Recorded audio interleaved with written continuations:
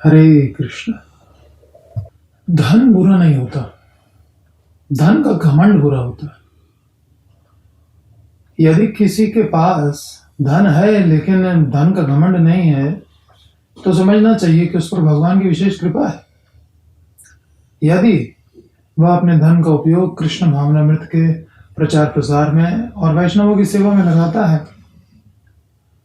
तो भगवान की विशेष कृपा है उसके ऊपर। एक बड़ी सुंदर कथा है, प्रभुपाद जी अक्सर बताते हैं, पुनः मूषिको भव, फिर से चूहा बन जाओ। क्या है ये कथा? एक बार एक चूहा बहुत परेशान था, बिल्ली बहुत परेशान करती थी उसको। जैसे ही बिल से निकले बस बिल्ली पीछे लग जाए, उसके जान पर बनाती। तो एक दिन वो एक साधु के पास गया और साधु से जाके कहने लगा कि बिल्ली मुझे बहुत परेशान करती है। तो साधु ने कहा, आप बताओ क्या करें तुम्हारे लिए? कहना, हमको बिल्ली बना दीजिए, फिर बिल्ली परेशान नहीं करेगी। साधु ने उसको बिल्ली बना दिया। फिर थोड़े दिन बाद भागता हुआ आया, बोले अब कुत्ता परेशान कर रहा है। मैं अब क्या करें? हमको कुत्ता बना दीजिए। मैंने कुत्ता बना दिया। फिर कुछ दिन बाद भागता हुआ साधु के पास आया और कहने लगा कि हमको शेर बहुत परेशान कर रहा है। तो बोले आप क्या करें? हमको शेर बना दीजिए। और साधु ने उसको सिंह बना दिया। तो जब सिंह बन गया तो अब लगा साधु को घूरने। साधु ने कहा, क्या इरादा है भाई? बोले तुमको खाने का इरादा है। साधु ने फिर उसको कह दिया कि पुनः मूषिको भव, फिर चूहा बन जाओ। और वो फिर से चूहा बन गया। जब उस चूहे का बल बढ़ता गया, चूहे से बिल्ली, बिल्ली से कुत्ता, कुत्ते से शेर बन गया, तो बल का अभिमान हो गया। और अब जो समस्त बल का स्रोत है भगवान या साधुजन, जो भगवान के कहने में चलते हैं, उन पर ही क्रोध करने लगा और उनको खा जाने की इच्छा करने लगा। तो फिर पुनः मूषिको भव, फिर से चूहा बना दिया गया। ऐसे ही धन के अभिमानी कुबेर के पुत्र नलकुबर और मणिग्रीव को नारद जी ने शाप दे करके उनको धनहीन बना दिया। धन का अभिमान हो रहा था बहुत, उनको धनहीन कर दिया और वृक्ष बना दिया और नंगे खड़े हैं 36,000 साल तक। पानी के लिए भी अन्यों पर निर्भर हो गए। ये दशा हो गई। ऐसे लोगों का यही इलाज है। धन का अभिमान जिसको होता है उसके लिए निर्धनता ही सबसे बढ़िया अंजन होता है। ऐसे ही जब भगवान किसी पर कृपा करते हैं तो उसे निर्धन बना देते हैं। तो निर्धन होने के कारण उसका धन का अभिमान तो चला ही जाता है और साथ ही साथ जो उच्च कुल में जन्म का और सुंदरता का और विद्या का अभिमान होता है वो भी तिरस्कार झेलते झेलते झेलते, धन होता नहीं है तो तिरस्कार ही तिरस्कार झेलना पड़ता है ऐसे व्यक्ति को। और वो सब तिरस्कार झेलते झेलते सारे अभिमान उसके समाप्त हो जाते हैं। तो ये भगवान की कृपा है। तो अब सुनिए कि निर्धन होने के लाभ क्या क्या है। हम लोग सोचते हैं कि निर्धन होना बहुत खराब बात है, परंतु निर्धन होने से भी अनेक लाभ हैं। निर्धन होने का पहला लाभ यह है कि वह किसी दूसरे के फेस एक्सप्रेशंस को देख करके ही समझ जाता है कि ये व्यक्ति कष्ट में है। क्योंकि उस कष्ट से वो गुजर चुका है, वो अन्यों की पीड़ा समझ सकता है और फिर वो कभी ऐसी इच्छा नहीं करता कि किसी को उसकी तरह पीड़ा झेलनी पड़े। वो तो सोचता है सर्वे भवन्तु सुखिनः, सर्वे सन्तु निरामया, सर्वे भद्राणि पश्यन्तु माँ कश्चित् दुःख भाग् भवेत्। कोई दुख का भागी ना हो, सब सुखी हों। सर्वे भवन्तु सुखिनः, सर्वे सन्तु निरामया, सभी निरोगी हों। सर्वे भद्राणि पश्यन्तु, सब एक दूसरे का कल्याण सोचें और एक दूसरे के गुणों को देखें। ये लाभ है पहला कि दूसरे के दुख को महसूस कर सकता है। कहा है, जाके पाँव न फटी बिवाई, सो क्या जाने पीर पर आई।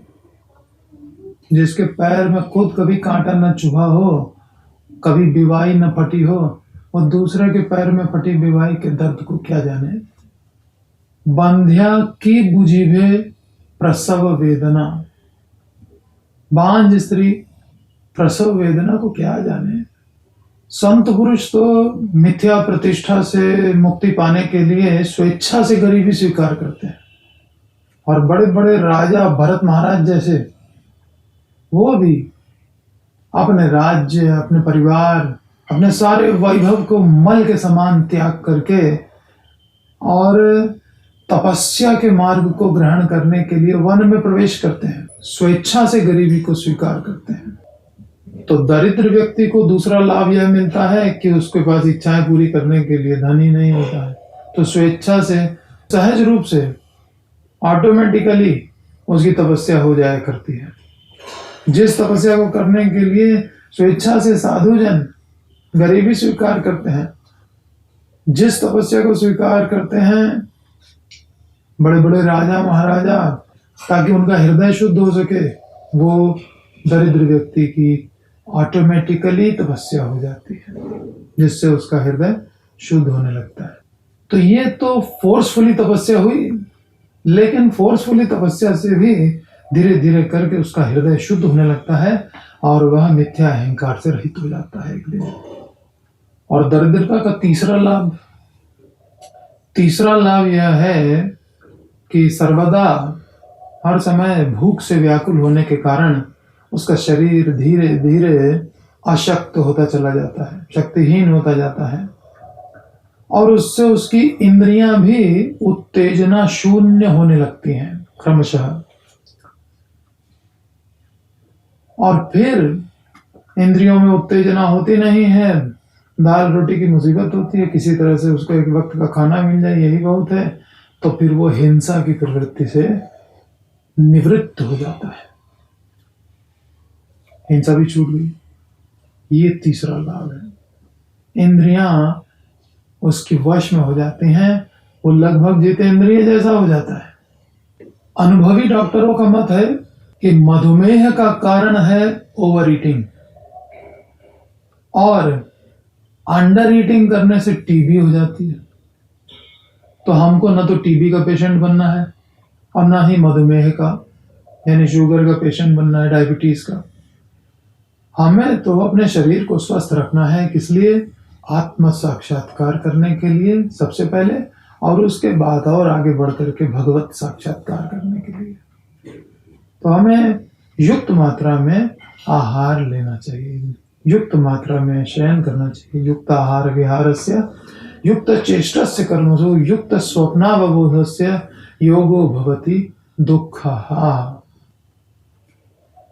तो हमारे लिए उद्देश्य यही है कि यावद अर्थ प्रयोजनम, जितनी आवश्यकता हो उतना ही भोजन करें, उतनी ही निद्रा करें। आवश्यकता मतलब आत्म साक्षात्कार के लिए हमारा शरीर फिट रहे, बस। मानव जीवन फालतू में हट्टा कट्टा बन करके, तगड़ा बन करके जिम में जा करके और अपने शरीर को बलवान बनाने के लिए नहीं मिला है। इस प्रकार से जब मिथ्या बल आ जाता है किसी में, तो वो झगड़ा करने की प्रवृत्ति उसकी विकसित होती है, असहनशील हो जाता है और फिर झगड़ा करता है, ईर्ष्यालु बन जाता है लोगों के प्रति। इसलिए बहुत हट्टा कट्टा बनने की कोई आवश्यकता नहीं है। मनुष्य का शरीर है, तत्व जिज्ञासा के लिए मिला है, ऐसे व्यर्थ गंवाने के लिए नहीं है। अनावश्यक आर्थिक विकास के कारण ही ये सारी बुराइयां पनपती हैं और मानव सभ्यता पूरी चौपट हो रही है। अनावश्यक आर्थिक विकास, फिर व्यक्ति संवेदनाहीन होता ही चला जाता है, गिरता जाता है। और दरिद्रता का चौथा लाभ, ये सबसे बड़ा लाभ है। दरिद्रता का सबसे बड़ा लाभ, चौथा लाभ यह है कि जो समदर्शी साधुजन हैं वो उनके साथ बड़ी सहजता के साथ में घुल मिल जाते हैं और उनको अपने संग का लाभ दे पाते हैं। गरीब व्यक्ति का दरवाजा हमेशा खुला रहता है, और बेचारा खाने पीने को तो है नहीं और झोपड़ी में रहता है, तो जब भी साधु उधर से कीर्तन करते हुए निकलते हैं तो अपने द्वार पर खड़ा हो जाता है। और अमीर आदमी तो बड़ी बड़ी कोठियों में रहते हैं, खिड़की से झांक के देखते हैं, अरे साधु लोग जा रहे हैं, अपनी खिड़की देख करके फिर बंद कर लेते हैं।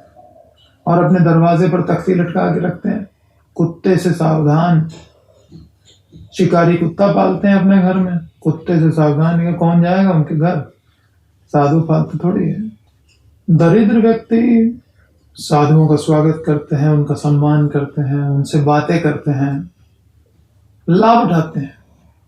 और धनी व्यक्ति सोचते हैं कि इनको अपने घर बुला लें और फिर इनसे ज़्यादा बातें करें तो ऐसा ना हो कि ये हमको ठग लें, तो बड़ा अपने को रिजर्व रखते हैं, खुल के बात नहीं कर पाते।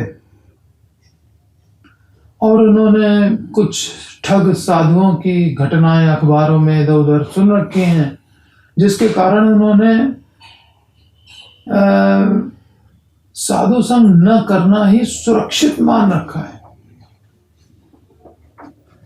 साधु को ज्यादा लिफ्ट नहीं देते हैं वो लोग। उदाहरण तो यही है, नलकुबर मणिग्रीव, नारद जी जैसा महान साधु जा रहा है उधर से, कोई लाभ उठाया इन लोगों ने? कुछ लाभ नहीं उठाया। इससे बड़ा प्रमाण और क्या हो सकता है कि अमीर व्यक्ति साधु संघ का लाभ नहीं उठा पाता, दरिद्र उठा लेता। नारद मुनि के आने पर भी वे चिल्ला चिल्ला करके अप्सराओं को ही बुला रहे थे, कोई शर्म ही नहीं। न तो नारद का स्वागत किया, न ही उनके साथ कोई वार्तालाप किया, नंगे नंगे खड़े हैं, अप्सराओं को चिल्ला चिल्ला के बुला रहे हैं। ये है कुबेर के पुत्र, धन के अभिमानी। सम्मान की तो बात ही छोड़ दीजिए, लज्जा तक नहीं है, ये भी सब चली गई धन के अभिमान में। परंतु दरिद्र को साधु संग बड़ी सहजता के साथ मिल जाता है। और साधु संग का लाभ क्या होता है? जो पांचवा लाभ है दरिद्रता का, वो फिर उसको प्राप्त होता है। साधु संग के प्रभाव से उसकी भौतिक कामनाएं धीरे धीरे क्षीण होती चली जाती हैं और समाप्त हो जाती हैं। पहले उसके अंदर कुछ भौतिक कामनाएं थी भी, लेकिन धन के अभाव के कारण वो पूरा नहीं कर पा रहा था। लेकिन दरिद्र होने के कारण, अहंकार कम होने के कारण उसको साधु संग प्राप्त हुआ। उसने साधु का सम्मान किया, उससे वार्तालाप की, और साधु ने उसको क्या दिया बदले में? भक्ति रूपी अमृत। और ये भक्ति रूपी अमृत तो अहंकार को नाश कर देता है, विषय तृष्णा को समाप्त कर देता है। तृष्णा माने प्यास, और मिल गया क्या? किसी को प्यास लगी और उसको मिल जाए अमृत, वो भी भक्ति का अमृत, तो वो विषय तृष्णा कहाँ जाएगी? वो तो स्वभाव से ही भक्ति अमृत विषय तृष्णा का सर्वनाश कर देता है। तो अब उसकी अभिलाषाएं समाप्त हो गई और भक्ति रस मिल चुका। अन्याभिलाषिता शून्यम ज्ञान कर्मादि अनावृतम आनुकूल्येन कृष्णानुशीलनम भक्ति उत्तम। वो उत्तम भक्ति कर सकता है। साधु पुरुष का एकमात्र कार्य है कृष्ण भावनामृत का प्रचार प्रसार करना। वो तो धनवान और निर्धन सभी को उपदेश देना चाहते हैं, लेकिन चूंकि निर्धन अहंकार रहित होता है, इसलिए वो साधु संघ का अधिक लाभ उठा पाता है वनस्पति की, धनी और धन के अभिमानी व्यक्तियों के। तो हम हमेशा किसी न किसी के संग में तो रहते ही हैं। तो संग करने के हमारे पास 4 विकल्प हैं। पहला विकल्प है वो साधुजन जो हर समय कृष्ण के चिंतन में लीन रहते हैं। दूसरा विकल्प है जो निर्धन है और अहंकार रहित है। तीसरा विकल्प वे धनी लोग हैं जो वैष्णव सेवा परायण हैं, अहंकार से रहित हैं, जिनमें धन का अहंकार नहीं है। और चौथे वो हैं जो धनी हैं और धन का अहंकार भी जिनमें कूट कूट के भरा पड़ा है, जो दुर्गुणों के भंडार हैं, दुराचारी हैं।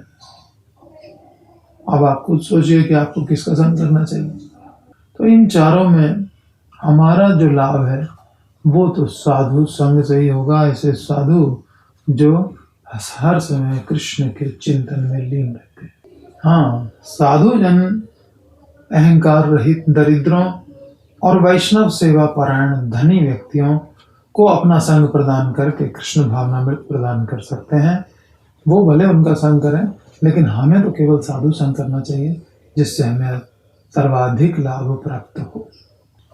परंतु धन से गर्वीले व्यक्तियों का तो साधु जन ही तिरस्कार कर देते हैं, फिर हमें उनसे क्या लाभ मिल पाएगा? हमें यही होगा, उनके एसोसिएशन से हमें भी अभिमान हो जाएगा। तो अब ये निश्चित हुआ कि हमें साधु संग में ही रहना है, हर समय साधु संग में रहना है। अब साधु को पहचानेंगे कैसे? साधु वह है जो बिना विचलित हुए हर समय कृष्ण भक्ति में लगा रहता है। भगवद गीता में भगवान कहते हैं भजते माम अनन्य भाग। इसके अलावा साधु के लक्षण हैं तितिक्षवः कारुणिका सुहृदः सर्वदेहिनां अजात शत्रवः शांताः साधवः साधुभूषणम्।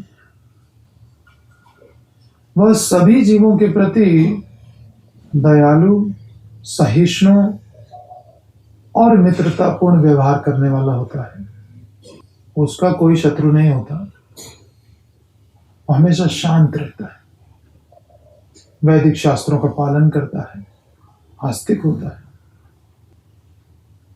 हमें सदा सत्संग में रहना चाहिए, सत्संग को छोड़ने का रिस्क नहीं लेना चाहिए। नरोत्तम दास ठाकुर ने कहा है सतसंग छाड़ी कैनु असत्य विलास, ते कारणे लागिला कर्म बंध फांस।